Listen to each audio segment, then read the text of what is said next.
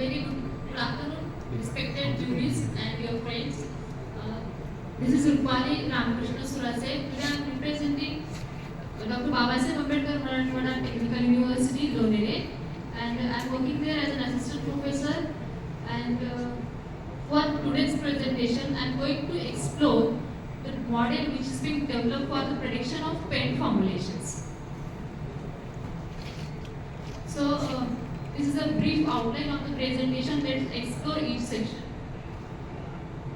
AI in the paint industry. Yeah, it's requires to paint industry becomes the part of AI. Okay, so why it is required to automate the things? That is the most important because it automates with a click only. It doesn't need the manpower and it reduces the cost also. So here AI is basically the integration of data and algorithms to predict and to develop the different kinds of the applications. So data can be in the form of sounds or voice, or we can say videos, letters, numbers, anything. And based on that, the algorithms will be chosen. It can be supervised, unsupervised, and reinforcement. So these are the different learning algorithms that we need to apply. So recent literature reveals that the AI is being already been used for the development of the paint and coating industries. There are some of the applications that I have enlisted over here, like digital twin technology, quality control and defect detection can also be predicted with the help of AI, raw material and supply chain optimization, color matching prediction, environmental impact assessment. Along with that, recently, Marcus Sackler in European Coating Journal reported that the usage of AI is being used for the pigment color matching.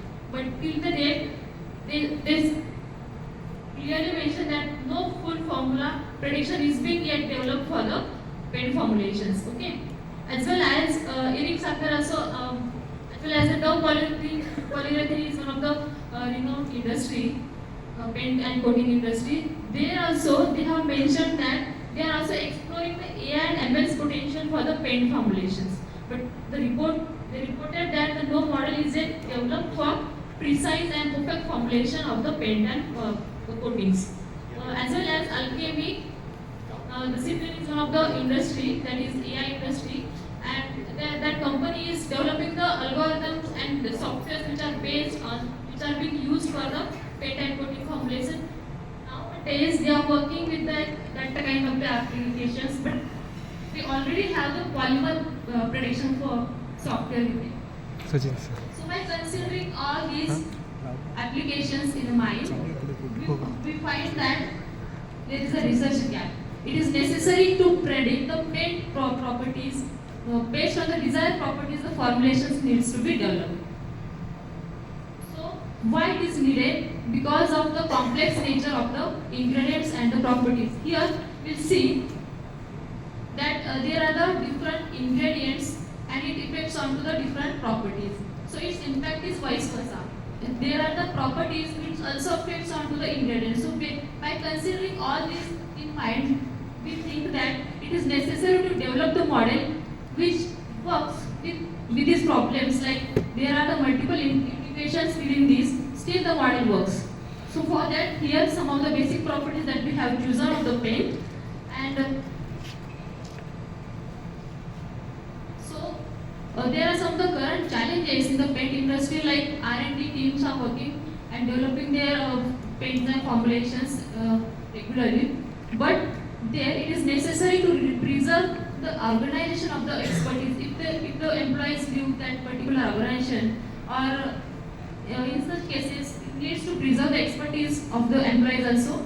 Again, with the help of AI model, the best optimum performance cost can also be predicted with the help of AI modeling. As well as it saves the chemical wastage and manhours. That is the most important thing where the AI can use. So here, by considering that points, that challenges in a mind, here the AI can work like this is the clone of the experts, or we can say the developers. With the help of clone of this AI can be work as a clone, or we can say it can work as an expertise who is developing the different paint formulations, and based on that clone means AI working model, here we can predict the formulations. So here you can see This is the actual working model that I have developed using the machine learning models. So these are the market requirements. Market requirement needs to convert into the technical requirements in the form of properties. Then with just one click, we can get the predictive formulation of the different ingredients that we need to mix with the paint form, mix to create the paint formula. So this formulation is being developed with the help of AI model that have been developed.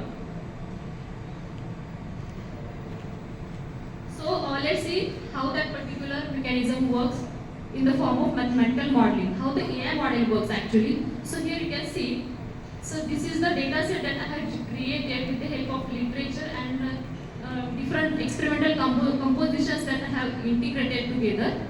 So I have integrated a total 18 different formulations. Along with that, some of the checks has been applied while entering the properties in the software. With the help of checks, we can get the details like we can only enter the values of the porosity within the 10 to 30. Okay. So based on that, we cannot enter any random value. So based on the ingredients, this particular properties has been identified. The range of that property has been identified, and so based on that, we can work with the model. Every AI model needs some feature selection process. So here the features are being selected and stored in X and Y variables over here. Then the standardized training testing has been applied, that is 80% for testing and 20% for the training. And then the model section. So this is the important model that has been developed. This is the random forest model along with the decision trees. Okay. So here you can see this is the recursive splitting. In this, the random forest model along with the multiple decision trees has been developed because it divides the data in two splits, that is the left one and right one. Based on the left and right splitting, let's see the composition over here. Like if I need to predict the binder, which is of 20, okay. For example, so here is the porosity and gloss. So these are the two factors which mostly affects with the binder. So if the porosity is less than 10 and gloss is less than 50, then the software will automatically choose the value of binder which is of 20. Okay?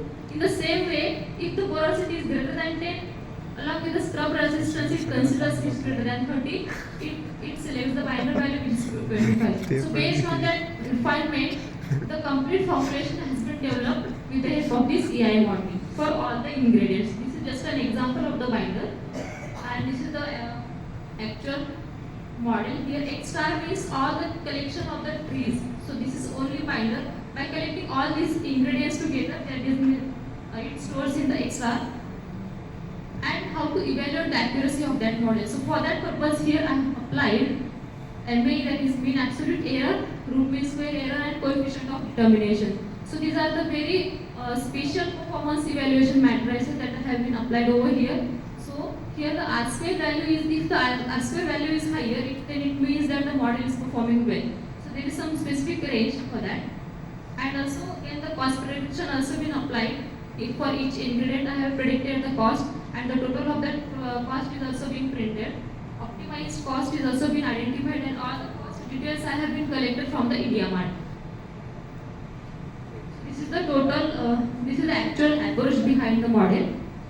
Let's go with the software. Software please.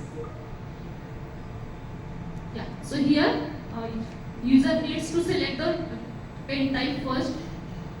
As of now, I have developed only for the interior paint. So user needs to collect the enter the properties which are required and which are collected by the from the market requirement with just a single click. If you click on this predict button, it gives you the composition of the binder along with the performance. Okay. So here is the performance, that is RAC, MAC, and R square value is being given 0.93. So 0.93 means that 93% of the accuracy. Okay, so there is a range between 0 to 1. If it's near 0, then it means it has a lower accuracy of the model. You can even predict the cost. Please click on the predict cost. Yeah. So here the total cost for development of these formulations can also be predicted. So this is the total predicted cost, and this is the total optimized cost. For example, I have two different binders from two different suppliers. Then I choose the highest cost and the lowest cost. So based on that, it gives me the result, like 70% is the higher, I can go with that binder also, and even if I can go with this, the lowest cost binder also. If we change the value of the gloss and scrub, for example 35 to 55 we change, and scrub cycle if I change from like 400, and if I click on the predict button, it gives you the differences. So here you can see there are the differences in the model. We can even check the cost again. Then we can reset all this data by just clicking on the reset button. Yes, all the fields have been reset. Then if we click on to the save to the PDF, all the formulations, predictive formulation will be saved. Whenever you want to save, you can save it. Then if you want to save it into the Excel file, you can save onto the Excel file in this way. And if there is a person who is not from this background, like how to use that software, so there is a help button which is being developed. So in this help button, just click on that. You can see there are all the instructions which are being given, like in this way you can use the software. Okay, just click on quit button. Quit. In this way the software works. Back to the slides, please. So there is, its business impact and feasibility is there.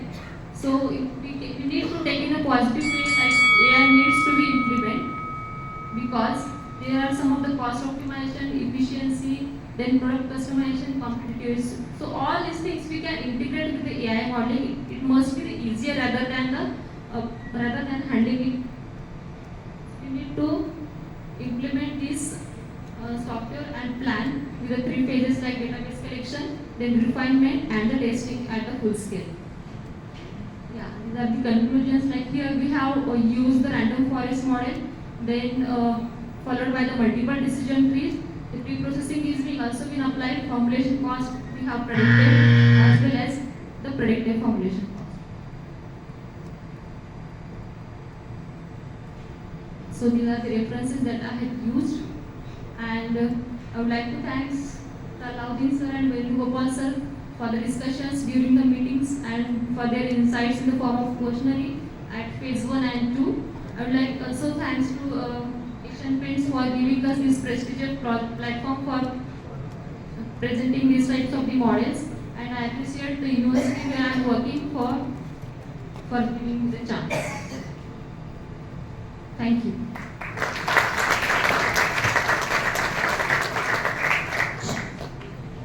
Do you remember, may I request you to kindly ask your questions? Yeah, quick question. What about the optimization? You're not optimizing anything, right? Sorry? You're not optimizing anything in this. Yeah, I'm optimizing the cost. How are you doing that? Yeah.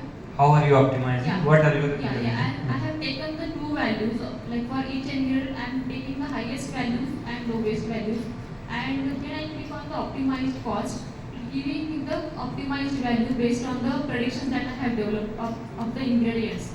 Aligning with the ingredients, it giving me the lowest cost rather than the highest cost. No, that I understand. But what algorithm goes? How do you optimize? Yeah, linear programming there, linear model that we apply. So you're using LP model. Huh? Okay. So R square, you were saying that it tells you the accuracy, right? Is that true? Yes, it is giving the predicted. It's giving the correlation of the predicted versus actual. So that is the accuracy measure that we can see. Then why do we need RMSE in that case? We could just show R square. RMSE is also predicting the errors, but it is giving us the highest accuracy. Like it highlights the larger errors rather than giving the accuracy. If the error value of the RMSE is larger, then it means that that model is not performing well. And in the RME, if the error is lower, then you can say that yes, the model is performing well. But in RMSE, that is R square error, there is a range like 0 to 1. So there it's been divided from 0 to 2, 0 to 0.2, from 0.5, then 0.7 and 1. Within that range, where our model fits, so there we can get the accuracy. What you're saying is one thing is about accuracy, right? So if your error bars are low, then automatically you know that it's a more accurate model. So again, I'm not understanding why do you need R square also. You understand, right? If I plot the error, then it's a very, very tiny number, that means very accurate. Yeah, but the But on scientific- top of that, we put R square also.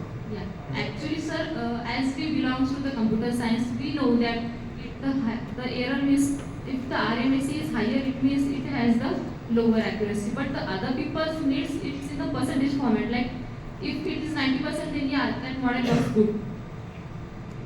That's not really the answer, right? R square has a meaning. There is a reason why we show R square also. Yeah, it's That's what I regression. like to. Yeah, it's regression model. No, not about regression model. R2 tells something else, little bit more deeper, not just about accuracy. Mm-hmm. It talks about your data. Yeah, I it's gave you now hint. Can you now tell me what it is?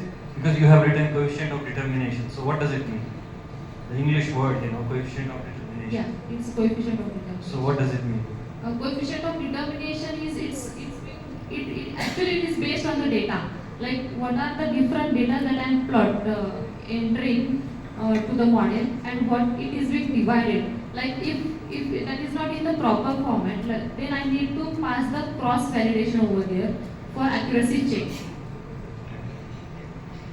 So next question is related to what I've asked others. How do you know that it's not overfitted model? Yeah, because I have passed the pre-processing in the form of cross validation. Training and test. Cross validation is not the way to check overfit. There is a method to do that. Hypertuning is not there, sir. Hypertuning is a parameter for models. It's also not related to the overfitting or underfitting. Overfitting can be checked with the help of that cross validation only. Like No. five cross validation and 8 cross validation techniques we can apply. No, that has a different purpose. Again, not checking the overfitting. CV has a different purpose. Okay. So do you know that? How to check? I mean, everything starts from least square fit, ordinary least square fit.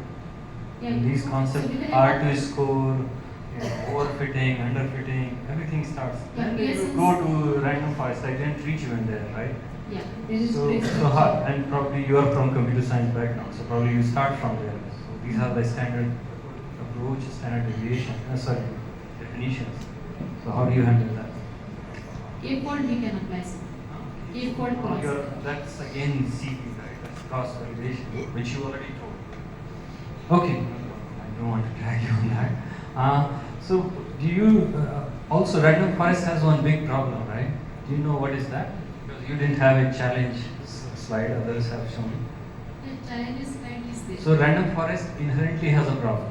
Do you know what is that? Yeah, actually random forest works with a non-linear relationship. That is All the of that is- everything is non-linear, of course, but more than that.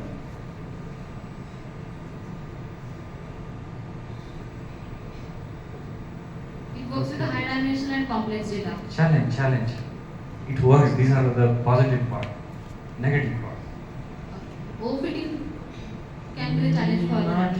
really. Yeah, but you have no way of telling that it has overfitted or not. So overfitting can happen to anyone. If you don't mind asking me, do you know what does overfitting means? Yeah, overfitting is what the data I am passing to the model and it gives me something else rather than prediction, making the proper predictions. It gives it something else rather than. Okay.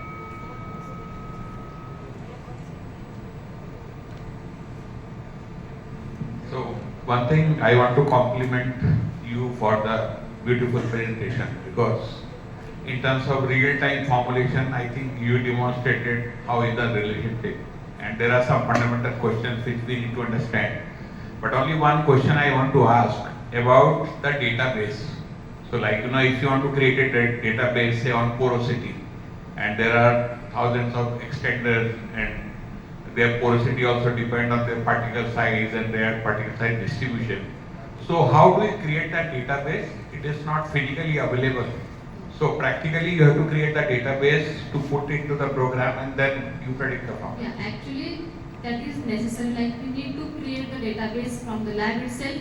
We can create multiple integrations of the data, like multiple data, high dimensional data we need to pass to the model, which must be validated, and based on that we can make some predictions, like this is the prediction that you need to develop, this is the data model, these are the ingredients that you need to that you will be developing for the paint if you need this type of the properties. That needs to be tested in the lab itself. Yeah, because that will be a big limitation for every raw material to create that kind of data, that what kind of gloss you are going to get, what kind of porosity you are going to get. If it is not available somewhere, I know that once you create that data, it is valid forever. But I think it is a very heavy task to create all that data. Either the data can be generated with the lab or the experienced persons, like those who are working in this field since 20 to 30 years, they can generate the data based on their experiences, and that we can use. And then it can get modified. How Yeah. it- Yes. Thank you. So for software you developed, how many lines of code you have used? So 15 pages. 15 pages. Yeah. Not a big, it's not a very big, right? It's very quite small. Okay. So what you use only a desktop for this? Yes. Huh? I mean a desktop computer. Yes. So your data set is very small. Yes. Fantastic. Can we have a big round of applause for Rupali? Rupali, not only did you keep everyone awake, you got them engaged, and everyone was certainly awestruck back here. I think she does deserve a big round of applause. Congratulations. And now it's time for us to invite a very special